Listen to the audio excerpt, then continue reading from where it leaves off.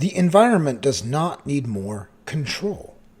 Imagine discovering your child's drinking water has been contaminated, not by some mysterious accident, not by a struggling local family trying to survive, but by institutions protected behind layers of lawyers, political connections, regulatory agencies, and bureaucracy. Now, imagine the people responsible live hundreds of miles away. They will never drink that water, never breathe that air, never watch their property value collapse, and never carry the medical bills. This is the uncomfortable reality most environmental conversations avoid.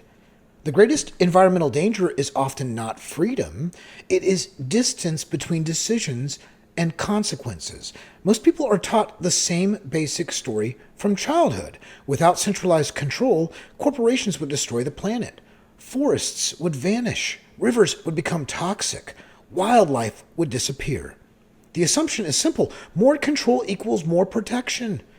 But history tells a far more complicated story. Some of the worst environmental disasters in human history happened under highly centralized systems with enormous political power.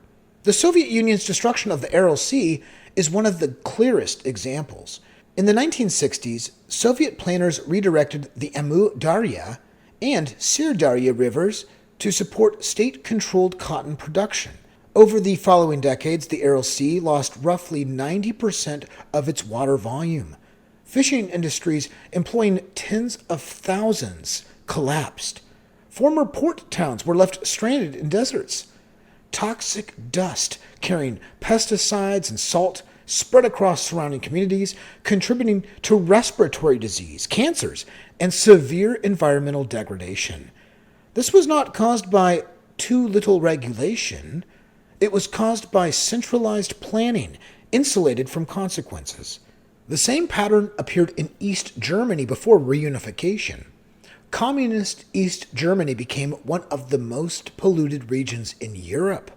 Lignite coal plants filled cities with sulfur dioxide. Rivers became heavily contaminated. Forest dieback became so severe that large regions were declared ecological disaster zones. The Soviet Union also became one of the world's largest producers of industrial pollution, despite operating under one of the most centralized economic systems in history. And these problems were not limited to communist systems. In the United States, the federal government itself has been linked to enormous environmental contamination. The Department of Defense has acknowledged responsibility for hundreds of polluted military sites. PFAS, forever chemicals linked to military firefighting foam contamination, have affected water supplies across numerous states. Some studies estimate PFAS contamination may affect the drinking water of more than 100 million Americans. The EPA currently tracks more than 1,300 Superfund sites across the United States, requiring long-term hazardous waste cleanup. Cleanup costs for some individual sites reach hundreds of millions or even billions of dollars. And despite decades of environmental regulation, catastrophic pollution events continue occurring worldwide. Why? Because many modern systems do not actually eliminate pollution. They legalize acceptable amounts of it. If the paperwork is approved and the procedures are followed, substantial environmental harm can still occur while everyone involved remains technically compliant. This is not true accountability. This is managed permission. And the farther decision makers move from consequences, the easier this becomes. A regulator signing permits from an office hundreds of miles away does not experience pollution the same way a parent watching their child develop health problems from contaminated groundwater. Distance changes behavior. When decision makers never personally experience the damage, incentives weaken dramatically, and incentives are everything. Environmental destruction rarely happens because people wake up wanting to destroy nature. It usually happens because systems allow decision makers to gain benefits while distributing costs onto others. Economists call this externalities. Ordinary people call them disasters. Now, Compare this with systems where responsibility and consequences are direct. Before massive environmental bureaucracies existed, property owners frequently sued factories for smoke damage, poisoned water, chemical runoff, and destruction of land value. Historian legal records from the 1800s show courts handling disputes involving industrial pollution through nuisance law, trespass law, and direct liability. Factories could be forced to compensate victims for measurable harm. This created a fundamentally different incentive structure. If pollution directly threatened profits through lawsuits, restitution, and property claims, businesses had strong incentives to reduce damage. But as centralized regulatory systems expanded during the 20th century, direct liability was often replaced with compliance frameworks, meaning corporations increasingly focused on satisfying regulators instead of directly compensating victims. If approved limits were followed, pollution often became legally protected, even when communities still suffered real harm. That shift fundamentally changed accountability.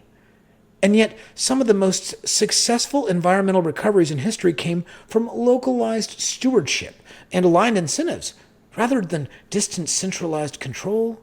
In Namibia, wildlife pollutions rebounded dramatically after communal conservancies gave local communities legal rights and financial incentives tied directly to conservation.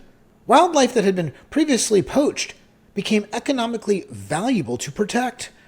Elephant populations increased significantly in many conservancy regions, while black rhino populations stabilized and recovered. In Kenya, by contrast, strict centralized bans on wildlife utilization often removed local incentives to preserve animals, contributing to conflicts between rural populations and conservation authorities.